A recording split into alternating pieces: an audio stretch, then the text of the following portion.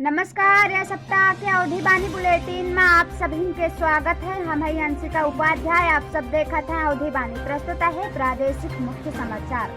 मुख्यमंत्री योगी आदित्यनाथ दिन निर्देश, कहन की कहूँ छुट्टा न घूमे गौवंश, डीएम बनावे व्यवस्था।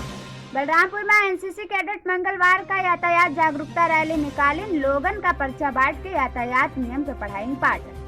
सेना के वाहन भिड़िस, मेजर समेत 7 गंभीर रूप से घायल। महाराजगंज में बुजुर्ग पुजारी और पुजारिन के हत्या। गोरखपुर अब महानगर क्षेत्र घोषित, नगर विकास विभाग की ओर से जारी अधिसूचना। उत्तर प्रदेश की राजधानी समेत प्रमुख शहरन के हवा भवा और जहरीली। अब समाचार विस्तार से।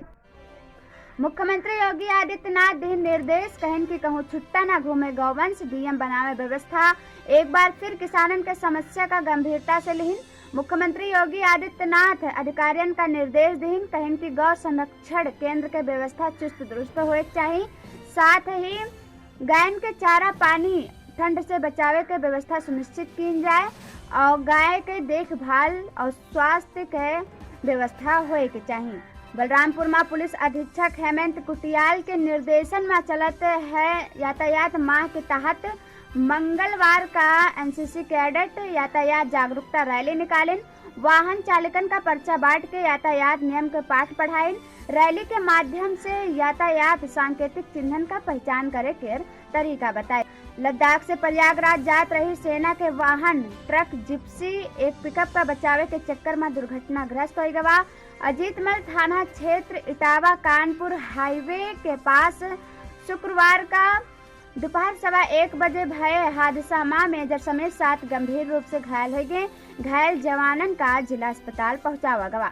परसा मलिक थाना क्षेत्र महदैया गांव में देर रात सिर पर प्रहार करे से बुजुर्ग पुजारी और पुजारिन के हत्या कर दिन गवा। शुक्रवार का दोनों जन के शव मंदिर के परिसर में खून से लथपथ मिला।